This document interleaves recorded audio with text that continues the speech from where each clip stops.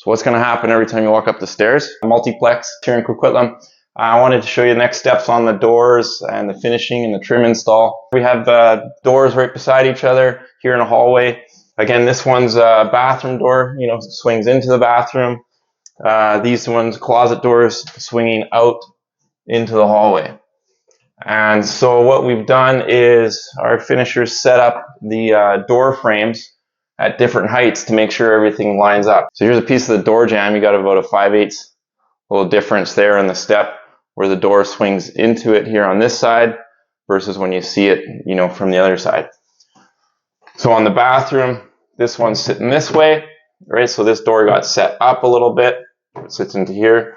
And these ones, the jamb's going to sit this way. So these ones we set down slightly. That way we get everything lined up here nice. So now our trim lines up perfectly.